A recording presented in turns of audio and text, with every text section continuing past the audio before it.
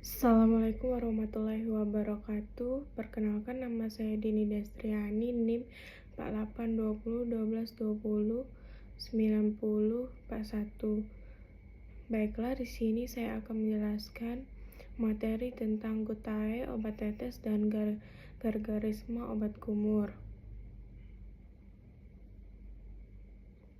Gutae obat tetes. Gutae atau obat tetes adalah sediaan farmasi berbentuk cair berupa larutan-larutan emulsi atau suspensi. Dimaksudkan untuk obat dalam atau obat luar. Digunakan dengan cara meneteskan cairan larutan menggunakan alat penetes yang menghasilkan tetesan setara dengan tetesan baku yang berlaku.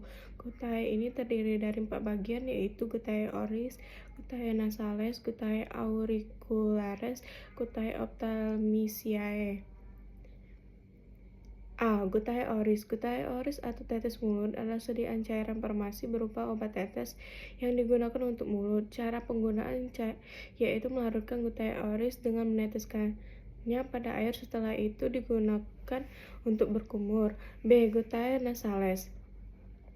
Gutae nasales atau tetes hidung adalah sediaan cairan farmasi berupa obat tetes yang digunakan untuk rongga hidung.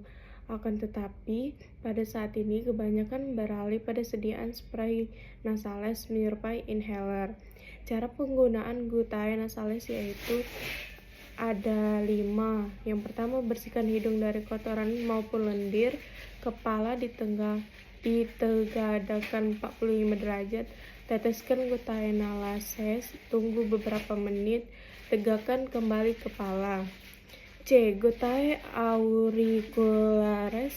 Gutae auricularis atau tetes telinga adalah sediaan cairan farmasi berupa tetes yang digunakan untuk rongga telinga. Dengan cairan pembawa yang digunakan harus memiliki kekentalan yang dapat mudah menempel pada rongga telinga. Umumnya menggunakan gliserin atau propilen glikol. Cara penggunaan: duduk berhadapan cermin, miringkan kepala, tarik telinga ke belakang sedikit. Teteskan gutae, umumnya 2 tetes. Diamkan selama 2-3 menit sesuai aturan. Miringkan kepala ke arah sebaliknya sampai cairan keluar. Gutae ophthalmisiae. Gutae ophthalmisiae atau tetes mata adalah sediaan cairan farmasi berupa obat tetes yang digunakan untuk mata. Memiliki syarat jernih, isotonis, dan isohidris.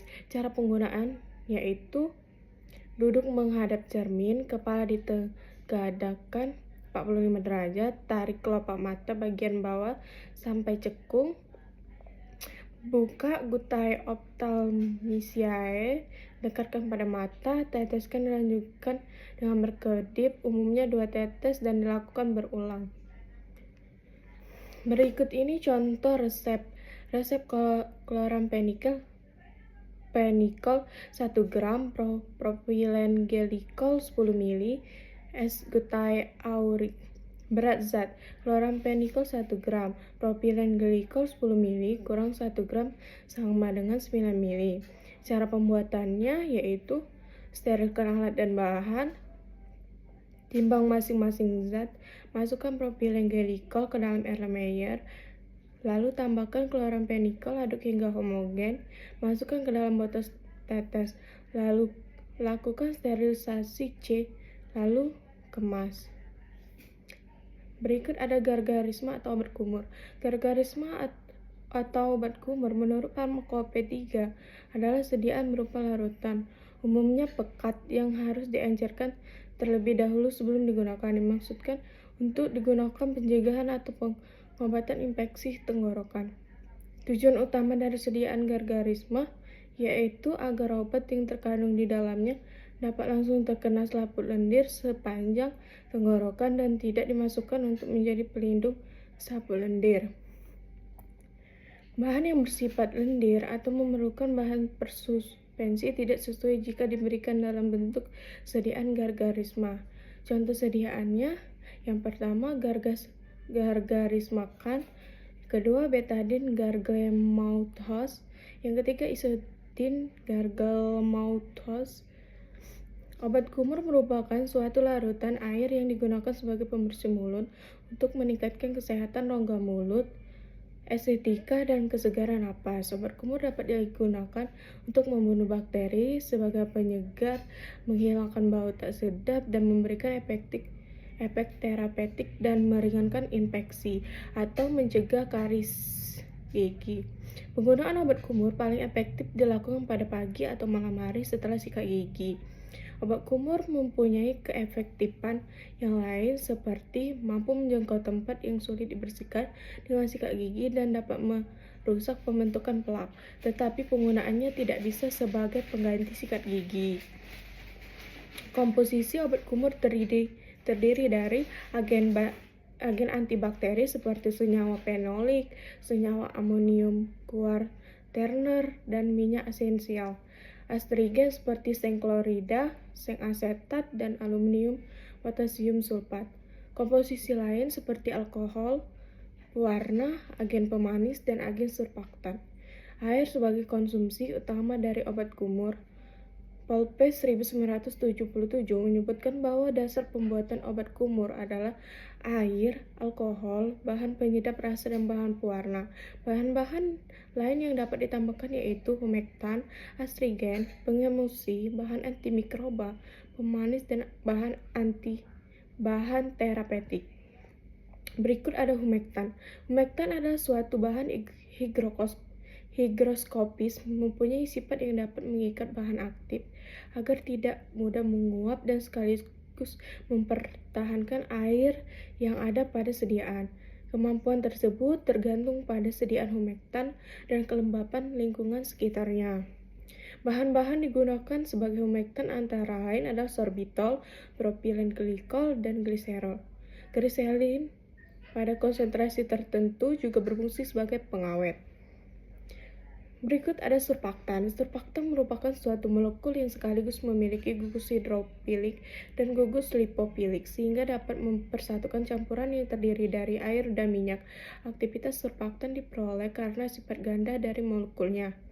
Molekul surfaktan memiliki bagian polar yang suka akan air atau hidrofilik, dan bagian nonpolar yang suka akan minyak, lemak, disebut juga lipofilik. Salah satu jenis surfaktan yaitu sodium lauryl sulfat. Pada penggunaannya dalam obat kumur, sodium lauryl sulfat ini berfungsi untuk mencampurkan bahan utama berupa minyak atsiri cengkeh dalam air. Surfaktan juga digunakan untuk mencapai produk akhir yang jernih. Sodium lauryl sulfat ini juga sekaligus berfungsi melarutkan debris yang menempel pada gigi.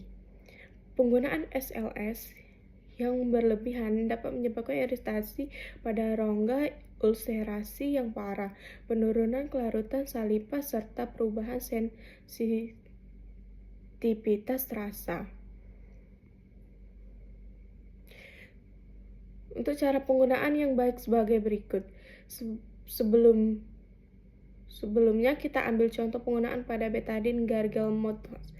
1. Tuangkan 10 ml betadine gargle ke dalam tutup botol. 2. Masukkan ke dalam mulut. Tengadahkan kepala kurang lebih 45 derajat, tahan di mulut. 3. Keluarkan udara dari mulut dan tahan selama 30 detik. 4. Setelah itu, buang cairan ya. Jangan sampai ada yang tertelan.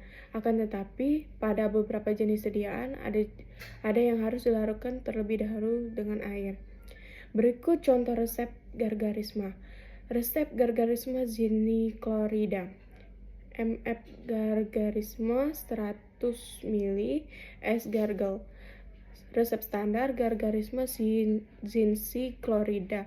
Tiap 300 ml mengandung ZnCl 1 gram, asam salisilat 300 mg, tawas 1 gram, metapip 2 GTT, aquades AD sampai 300 ml. Berat zat ZnCl 2 100 ml per 300 ml kali 1 gram sama dengan 0,333 gram sama dengan 333 mg. Salisilat 100 ml per 300 ml kali 0,3 gram sama dengan 0,1 gram sama dengan 100 mg.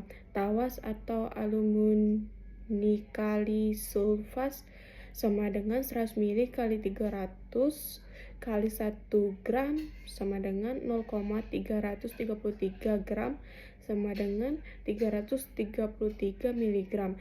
Metapip 2GT Aquades 100 ml kurang 0,333 gram kurang 0,1 gram kurang 0,333 gram sama dengan 99,23 ml. Cara pembuatannya yaitu siapkan alat dan bahan, timbang dan ukur masing-masing zat. Salisilat, gerus halus, masukkan ke dalam Erlenmeyer. Tambahkan tawas, gerus halus, masukkan ke dalam Erlenmeyer. Tambahkan air panas secukupnya, aduk hingga homogen. Tambahkan ZnCl, aduk homogen. Masukkan ke dalam botol sambil dilakukan penyaringan. Tambahkan Mentapip 2 tetes, tutup botol, kemudian kocok, kemudian kemas, beri etiket dan label. Dalam pelarutan asam salisilat bisa dilarutkan terlebih dahulu dengan etanol 95%, 2-3 GTT, lalu masukkan ke dalam botol. Akan tetapi untuk menghemat waktu, karena asam salisilat larut dalam 550 bagian air dan sediaan sebanyak 0,1 gram sama dengan 55 ml dengan air yang terdapat pada larutan sebanyak 99 ml, dimungkinkan asam salisilat bisa larut, dan untuk mempercepat pelarutannya bisa menggunakan air panas.